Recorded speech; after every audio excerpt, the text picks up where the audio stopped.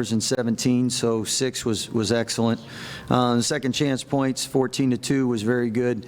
3-point shooting, letting them go 11 for 21 and us 3 for 22. That's probably the difference in the game, and really got to credit them. They did a great job executing, did a great job making big threes, timely threes, and then down the stretch getting 3 layups to finish it out. And I was proud of how our guys competed at the end, where we pressed and gave ourselves a chance, cut it to one possession game, but how we started both halves probably was the difference in the game, and credit OU for doing a good job executing early, and I did a bad job preparing our guys early. So. Okay, thank you, Coach. We will go to questions to our student athletes and then come back for Coach Drew in just a bit. Our student athletes tonight on stage, James Akinjo and Jeremy Sohan. So. Who wants to go first? Here on your left. John Warner, Waco Tribune Hero. James, did you expect OU probably needs to win some games here to get in the NCAA tournament? Did you kind of expect a great effort from them? Yeah, they came out and they played really hard. Give credit to them. Okay, we'll stay on the left side, on the front row.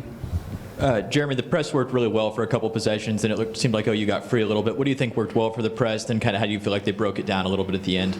Yeah, I think we were just really aggressive on the press, and we tried to create some urgency, and they go back to their level, and yeah. Okay, now let's move to the right side. Coach is right. Jeremy, how do you rebound looking forward to the NCAA tournament and not dwelling on this loss? Yeah, I think, just having a growth mindset, going back to Waco and, reviewing what we just did and just growing from it. Okay, now on the left up front.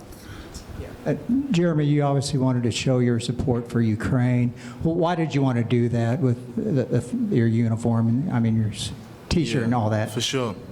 I think, no matter what outcome we just had, I think it's obvious that there's something going on in this world that isn't the best thing. I think we're all connected in some way, and, what's happening isn't right. So, just trying to show some awareness is the only thing I can do, and even if it's a small thing, I'm going to try and do my best to help out. Okay, we'll bring Coach Drew in now for questions. I have one on the extreme right. Scott, what do you think this does from a seeding perspective? Obviously you put up some big numbers this year, but some people think this would knock you down to the 2 seed. I think a lot depends on the other teams and what happens with them. It takes us controlling our own destiny away, and as teams, players, you always want to have the opportunity to control your own destiny. So we'll see what happens from there. The one thing that we do have is the most quad 1 wins, and at the end of the day, I know the NCAA does value quad 1 wins and your ability, they always say, to control your non-conference schedule. So obviously we played a great non-conference schedule that gave us that opportunity and did a good job in that non-conference.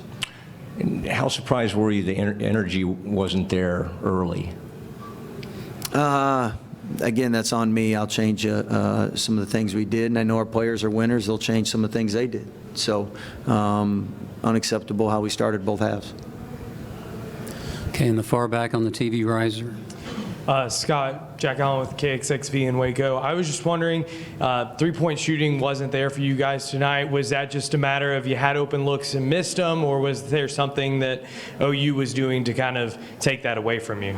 I think first you always got to give the defense credit. Our shooters normally don't go 3 for 22, so OU had something to do with that. At the same time, you're not going to always make shots. I think you can control the shots you take, and if they're the right shots, hopefully teams are in rotations where you can get offensive rebounds, and that didn't happen enough tonight. So again, credit OU for doing a good job contesting shots, and we got 14 second chance points, but when you shoot as poor as we did, you need more. Coach, Chris Williams, KWTX in Waco. Last year you talked about how vital those extra days of practice were when you got bumped from the tournament early. What's going to be the focus this year, and how can you make them count the way you did last year? I think first, nobody likes losing, and when you lose, it recalibrates you, makes you hungrier. We had a nice little run here, so that'll be the first thing. Second thing is it will be different from the standpoint. Last year, we were coming off an extended 3-week pause, and we needed to get back practicing hard. We needed to get back to the basics.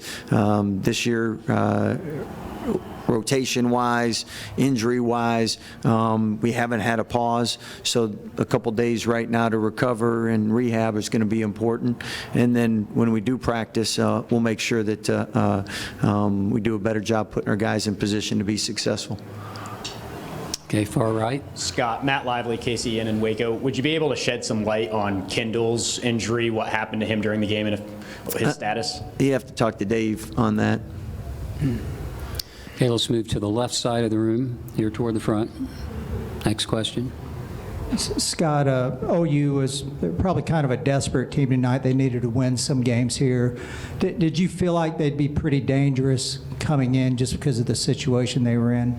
I mean, we had 2 great games with them this year where it was 2 possessions under 5 minutes to go.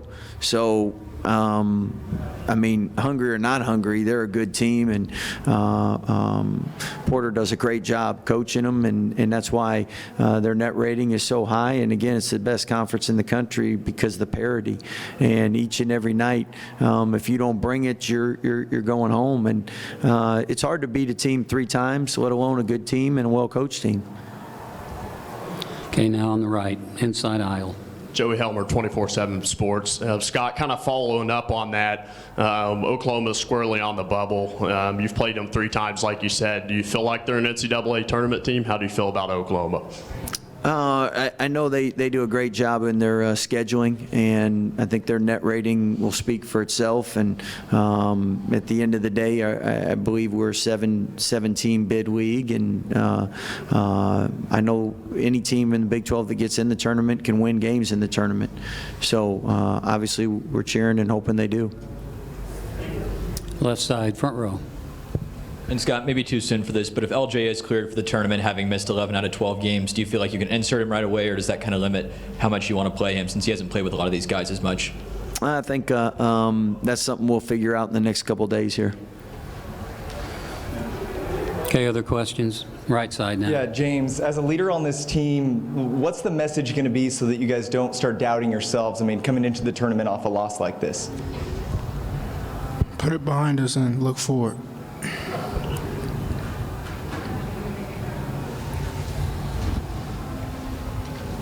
Other questions?